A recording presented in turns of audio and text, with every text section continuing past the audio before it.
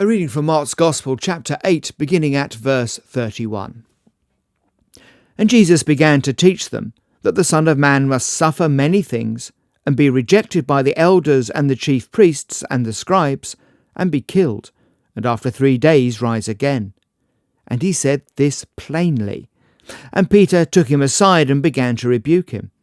But, turning and seeing his disciples, he rebuked Peter and said, "Get behind me, Satan, for you are not setting your mind on the things of God, but on the things of man."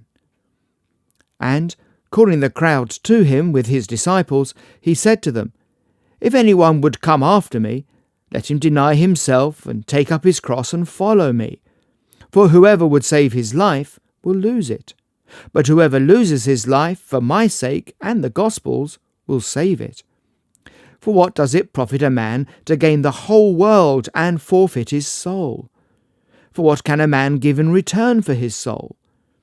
For whoever is ashamed of me and of my words in this adulterous and sinful generation, of him will the Son of Man also be ashamed when he comes in the glory of his Father with the holy angels." This is a rather sober and sobering passage in many ways, because it sees not only this rebuke of Peter, but it also sets out the path of discipleship, and it's not an easy one. Peter reacted badly to Jesus' teaching about his impending death, and you can see why. For Peter, the death of Jesus would be a defeat. For Peter, the death of Jesus means the end of that ministry.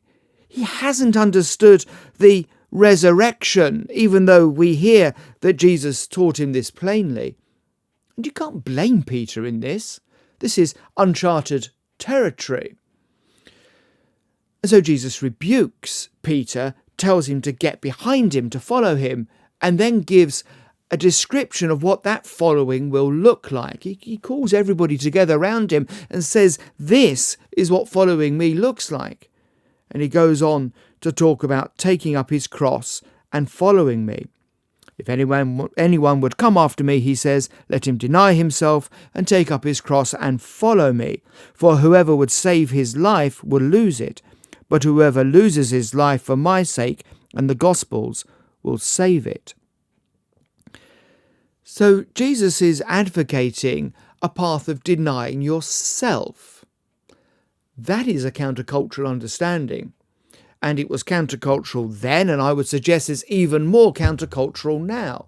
Because nowadays we focus very much on ourselves. We are an individualistic society.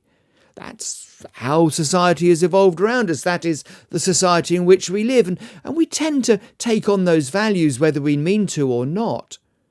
But Jesus here is saying that we must deny ourselves.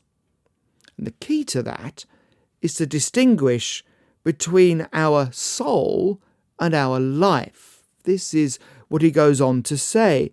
"Whoever would save his life will lose it, and whoever loses his life for my sake and the gospel's will save it. For what does it profit a man to gain the whole world and forfeit his soul? For what can a man give in return for his soul?" So the key, therefore, to understanding all of this passage, all of this discourse of Jesus, is to focus upon the soul. And the soul is that part of us that endures. It's the usness of us. It's what makes us distinct. It's the very core of our essence and our being, and it endures through death. And whilst our bodies may decay, the soul continues. So Jesus is saying, look, the important thing in all of this is not to focus on the temporary stuff, that is our body, that's all of our appetites, that's all of the things that we like around us, the entertainment, all the temporary things, but rather focus on that which endures, which is our soul. Because you may gain the whole world and all the riches of the world, but if you lose your soul, well, they're worth nothing. As people often say, you can't take it with you. And so this teaching of Jesus is saying that we must pay attention to that part of ourselves which means the most, the part of ourselves which is eternal, and that is our soul. So don't focus on all the stuff around you. Don't focus on all those things that you may enjoy or the things that you're told are not good for you, but nonetheless you want to do. Focus rather on your soul. Spend time in prayer. Spend time in reading the scriptures. We're in Lent. Spend time in reflecting upon your life and how you may have drifted from the standards that Christ has set. Follow him and he will lead you and your soul into all eternity. Follow him and you will receive forgiveness that your soul may spend eternity with God. Lent should remind us of the importance of eternity.